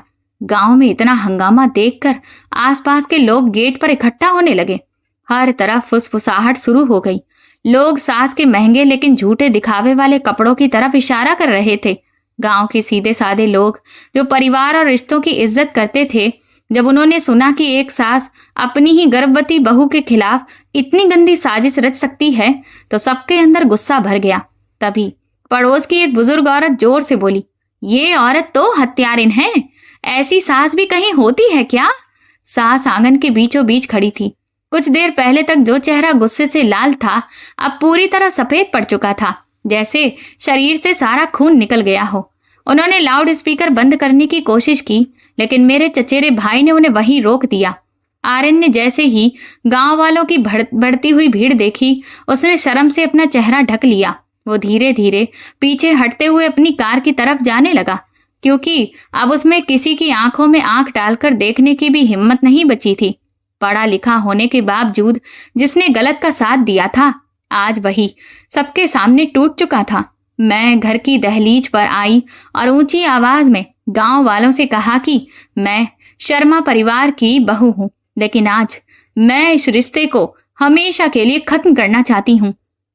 मैंने गांव के मुखिया को वो फर्जी फाइल दिखाई और सबके सामने समझाया कि कैसे सास ने एक प्राइवेट क्लिनिक के साथ मिलकर मुझे पागल साबित करने की साजिश रची ताकि मेरी प्रॉपर्टी हड़प सके। ये सुनते ही गांव वाले और भड़क गए। सब कहने लगे कि ऐसे लोगों को तो तुरंत पुलिस के हवाले कर देना चाहिए ताकि समाज में ऐसे लोगों को सबक मिले। सास अब जोर से बोल भी नहीं पा रही थी। वो बस इतना बड़बड़ाई कि ये हमारे घर का मामला है, तुम लोगों को बीच में बोलने का कोई हक नहीं है। लेकिन उनकी आवाज गुस्से में चिल्ला रही भीड़ के शोर में कहीं दब गई। ईशानी, जो थोड़ी देर पहले तक बहुत अकड़ दिखा रही थी, अब डर के मारे आर्यन के पीछे छिप गई। उसका चेहरा पूरी तरह पीला पड़ चुका था। अब सच सबके सामने आ चुका था। उनके पास ना कोई बहाना बचा था और ना ही झूठ बोलने की कोई जगह। ये सब देखकर मेरे दिल से बहुत बड़ा बोझ उतर गया। अब मुझे इस बात का बिल्कुल डर नहीं था कि लोग एक तलाक लेने वाली औरत के बारे में क्या कहेंगे, क्योंकि आज पूरा गांव मेरे साथ खड़ा था, सच के साथ खड़ा था। मेरे पापा मेरे पास आए और उन्होंने मेरा हाथ कसकर पकड़ लिया, जैसे बिना कुछ कहे ये बता रहे हों कि मैंने बिल्कुल सही किया है। सास जैसी झूठी इज्जत के पीछे भागने वाली औरत के लिए पूरे गांव के सामने मिली ये बेइज्जती किसी भी सजा से ज्यादा बड़ी थी। वो यहाँ अपने पोते को छीनने और अपनी ताकत दिखाने आई थी, लेकिन वापस जाते वक्त उनके हिस्से में सिर्फ गांव वालों की नफरत और तिरस्कार आया। जब पुलिस के आने के बाद भीड़ थोड़ी कम हुई तो मैंने आर्यन और सास को घर के अंदर बुलाया ताकि इस रिश्ते का आखिरी फैसला भी यहीं हो जाए। इस बार लकड़ी की मेज पर चाय नहीं बल्कि तलाक के पेपर रखे थे, जिन्हें मैं पहले ही तैयार कर चुकी थी। मैंने वो पेपर आर्यन की तरफ बढ़ाए और कहा कि अभी इसी वक्त साइन करो। मैंने साफ कह दिया कि मुझे ऐसे पति की कोई जरूरत नहीं जो अपनी पत्नी और अपने बच्चे की रक्षा तक ना कर सके, और मैं श्रेया को कभी भी ऐसे परिवार के माहौल में बड़ा नहीं होने दूंगी। प्रॉपर्टी के बारे में भी मैंने सब कुछ साफ कर दिया। अपार्टमेंट हमारी शादी के बाद खरीदा गया था, जो हम दोनों की सैलरी और मेरे दहेज से बचे कुछ पैसों से लिया गया था, इसलिए उसका फैसला आपसी सहमति या कोर्ट के नियमों के हिसाब से होगा। मेरे नाम वाले 50 लाख रुपए मेरी शादी से पहले की सेविंग और दहेज से बचे हुए पैसे थे, जिन्हें मैंने अपनी औलाद और बुरे वक्त के लिए बचाकर रखा था। मैंने पुलिस से कहा कि वो रिपोर्ट दर्ज करें, सारे दस्तावेज सील करें और सास द्वारा बनाए गए फर्जी दस्तावेजों की पूरी जांच करें। जैसे ही सास ने सुना कि घर का बंटवारा होगा और वो मेरे बैंक अकाउंट को छू भी नहीं सकती, तो उन्होंने फिर से हंगामा करने की कोशिश की। लेकिन जैसे ही उनकी नजर मेरी ठंडी आंखों और मेरे पास कानूनी दस्तावेज लेकर खड़ी वकील वृंदा पर पड़ी, वो कांपते हुए वहीं बैठ गईं।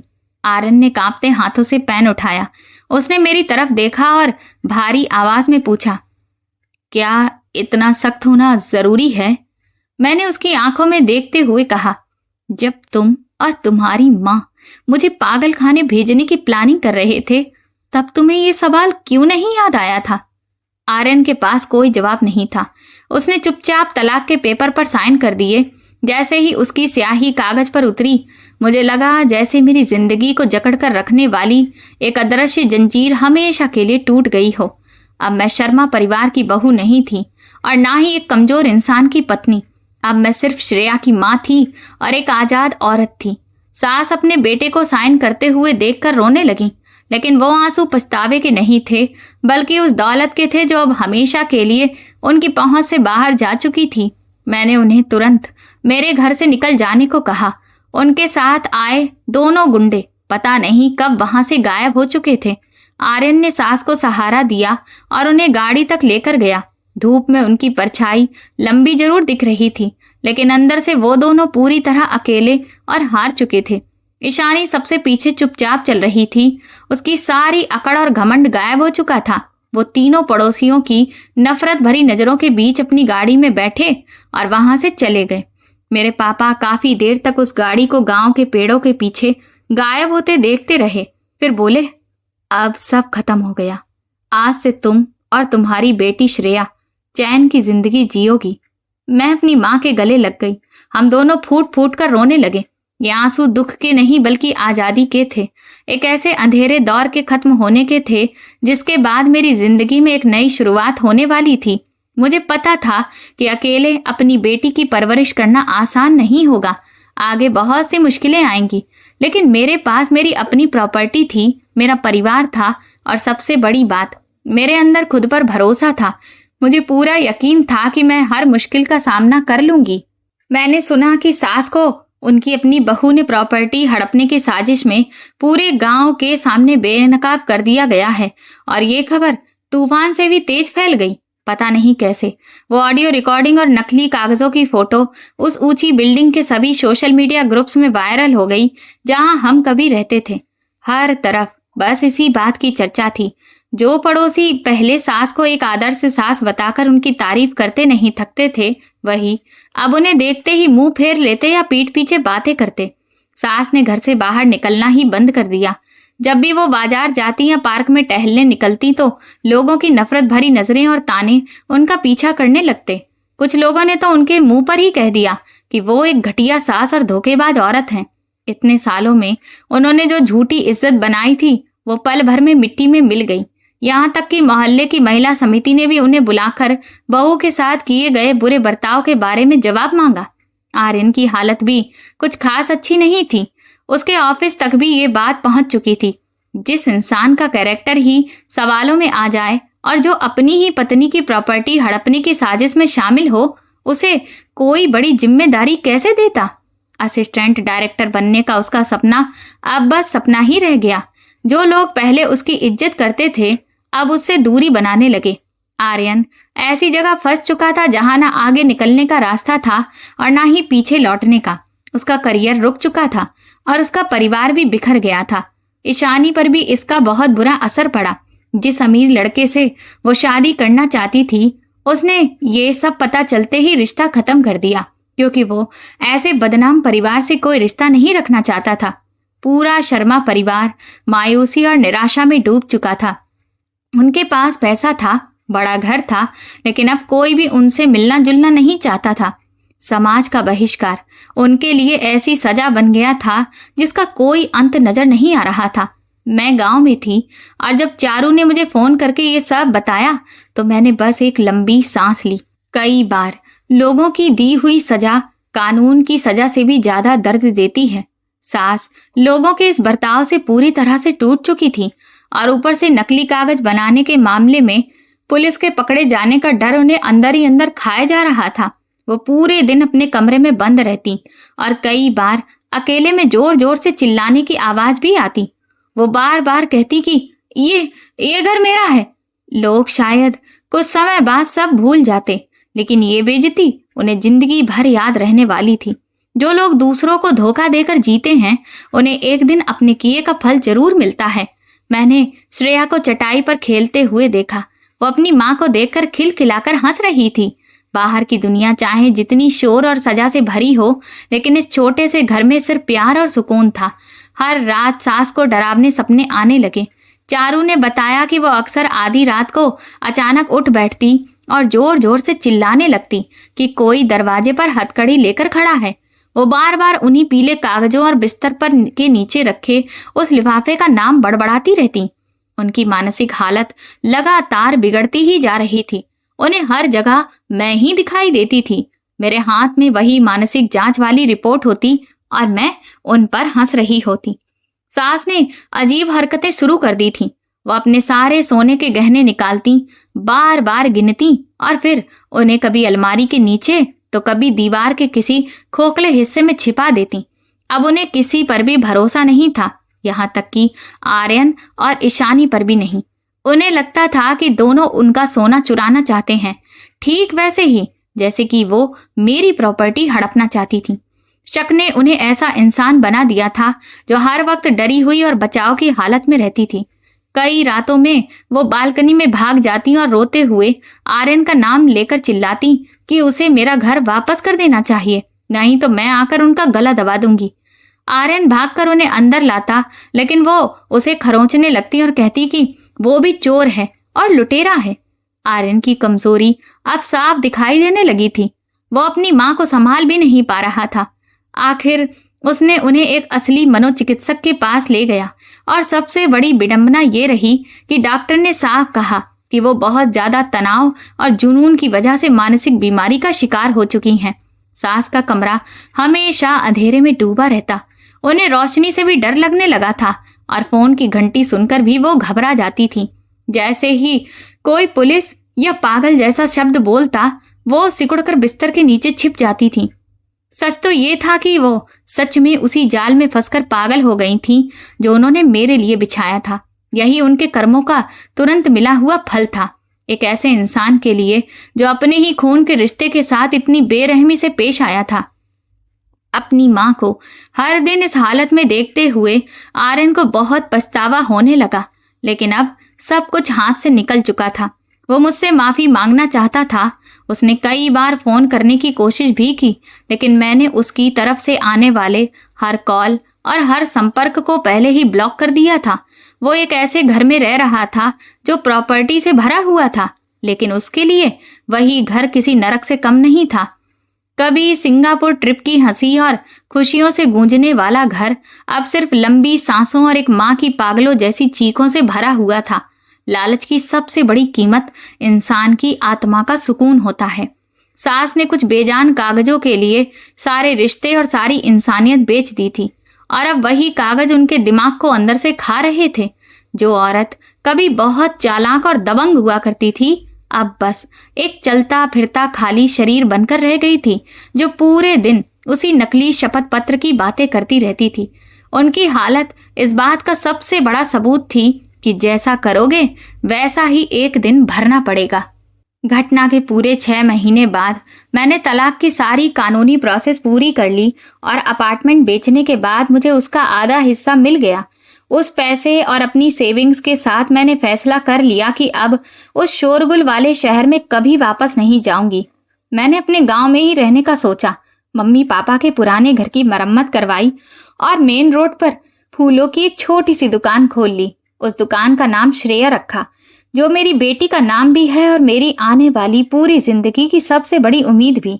हर सुबह मैं जल्दी उठती, बाग से ओस में भीगे ताजे फूल तोड़कर लाती और दुकान सजाती। श्रेया पहले से बड़ी हो गई थी। वो आराम से बैठने लगी थी और अपने नाना नानी के साथ दिन भर हंसती खेलती रहती थी। गांव की जिंदगी भले ही बहुत सादी थी, लेकिन इसमें सुकून था, अपनापन था और सच्ची खुशी थी। अब मुझे किसी साजिश का डर नहीं रहता था। न ससुराल वालों के ताने सुनने पड़ते थे और न किसी की बेवजह दखल अंदाजी झेलनी पड़ती थी। मुझे ऐसा लगने लगा था जैसे मैं फिर से नई जिंदगी जी रही हूँ। मेरा मन पूरी तरह हल्का हो चुका था, जैसे सालों से सीने पर रखा कोई बहुत बड़ा बोझ आखिर उतर गया हो। आर्यन के परिवार के बारे में मुझे इतना पता चला कि सास को आखिरकार मानसिक अस्पताल में भर्ती कराना पड़ा। अब वो किसी को पहचान भी नहीं पाती थी और पूरा दिन अखबार के टुकड़ों को लिफाफे जैसा मोड़कर अपने तकिए के नीचे छिपाती रहती थी। आर्यन और ईशानी बारी बारी से उनकी देखभाल करते थे। उनकी पूरी जिंदगी जैसे वहीं रुक गई थी। आर्यन ने अपनी पुरानी कंपनी की नौकरी भी छोड़ दी थी और अब एक साधारण सी नौकरी कर रहा था। पहले जैसी तरक्की और बड़े सपनों की चाह अब उसमें बिल्कुल नहीं बची थी। वो आज भी कभी कभी वृंदा के अकाउंट के जरिए श्रेया के लिए खर्चे के पैसे भेज देता था, लेकिन मैंने उसे कभी अपनी बेटी से मिलने की इजाजत नहीं दी। अब मेरे दिल में उनके लिए कोई नफरत नहीं बची थी, क्योंकि मुझे समझ आ गया था कि नफरत सिर्फ इंसान का दिल और भारी कर देती है। इसीलिए मैंने अपने मन का बोझ हल्का करने के लिए उन्हें माफ कर दिया, लेकिन वापस कभी नहीं जाऊंगी। इस पूरे अनुभव ने मुझे पहले से कहीं ज्यादा मजबूत और समझदार बना दिया था। मैंने सीख लिया था कि पैसा आज है तो कल नहीं रहेगा, लेकिन परिवार का प्यार और इंसानियत हमेशा साथ रहती है। आज दोपहर की सुनहरी धूप पके हुए धान के खेतों पर बिखरी हुई थी। मैं श्रेया को गोद में लेकर बरामदे में बैठी थी और उसे खुशबूदार गुलाब के फूलों के साथ खेलते हुए देखकर मुस्कुरा रही थी। मेरे मम्मी पापा कटहल के पेड़ के नीचे बैठकर चाय पी रहे थे। उनकी आंखों में अपनी बेटी और नातिन को सुरक्षित और खुश देखकर जो सुकून था वो साफ नजर आ रहा था। मैं भी मुस्कुरा दी और मुझे लगा जैसे खुशी की एक ठंडी हवा मेरे पूरे शरीर में फैल गई हो। जिंदगी ने अंधेरे का एक दरवाजा हमेशा के लिए बंद कर दिया था और सामने रोशनी, सुकून और नई उम्मीदों से भरी एक नई दुनिया खोल दी थी। मैं श्रेया को एक मजबूत और अच्छे दिल वाली लड़की बनाकर बड़ा करूंगी, ताकि उसे कभी भी वो दर्द और तकलीफें ना झेलनी पड़े जो उसकी माँ ने झेली थी। अब हमारा आने वाला कल सिर्फ हमारे अपने हाथों में था और हम उसे ईमानदारी और मेहनत से बनाएंगे। उस अपार्टमेंट और उन नकली कागजों की पूरी कहानी अब सिर्फ बीते हुए वक्त का हिस्सा बन चुकी थी। अब मेरी दुनिया में सिर्फ परिवार का बेशुमार प्यार और सुकून भरी जिंदगी बची थी। दोस्तों, इस कहानी का सबसे बड़ा संदेश यही है कि लालच इंसान को इतना अंधा बना देता है कि वो अपने ही रिश्तों को बर्बाद कर देता है, लेकिन सच, हिम्मत और सही समय पर लिया गया फैसला सबसे बड़ी साजिश को भी नाकाम कर सकता है। एक माँ जब अपने बच्चे की सुरक्षा के लिए खड़ी होती है तो उससे ज्यादा मजबूत कोई नहीं होता। रिश्ते भरोसे और इंसानियत से चलते हैं, धोखे और स्वार्थ से नहीं। जो दूसरों के लिए गड्ढा खोदता है, आखिर में उसी में वो खुद गिरता है, जबकि ईमानदारी, आत्मसम्मान और हिम्मत इंसान को हर मुश्किल के बाद नई और बेहतर जिंदगी जीने का मौका देती है। क्या आपकी जिंदगी में भी कोई ऐसा रहा है जिसने आपके साथ धोखा किया? तो दोस्तों, आप किस शहर से हमारी कहानी सुन रहे हैं और आपको ये कहानी पसंद आई हो तो कमेंट करके जरूर बताएं। इस वीडियो को लाइक करें, शेयर करें और हाइप दें। साथ ही चैनल को सब्सक्राइब करना ना भूलें। और अगर आपको मेरी मेहनत पसंद आई हो तो मुझे सुपर थैंक्स देकर अपना प्यार और सपोर्ट जरूर दिखाएं, ताकि मैं आपके लिए ऐसी ही शानदार कहानियां लाती रहूं। ये कहानी पूरी तरह से काल्पनिक है और केवल मनोरंजन व जागरूकता के उद्देश्य से लिखी गई है। कहानी के सभी पात्र, घटनाएं, स्थान और संवाद लेखक की कल्पना पर आधारित हैं। इसका किसी भी व्यक्ति, परिवार, संस्था या वास्तविक घटना से कोई संबंध नहीं है। यदि किसी प्रकार की समानता दिखाई दे तो उसे मात्र संयोग समझा जाए। इस कहानी का उद्देश्य किसी व्यक्ति, समुदाय या रिश्ते की भावनाओं को ठेस पहुंचाना नहीं, बल्कि लालच, धोखे और अन्याय के खिलाफ जागरूकता फैलाना तथा ईमानदारी, आत्मसम्मान और कानून पर विश्वास रखने का संदेश देना है। धन्यवाद।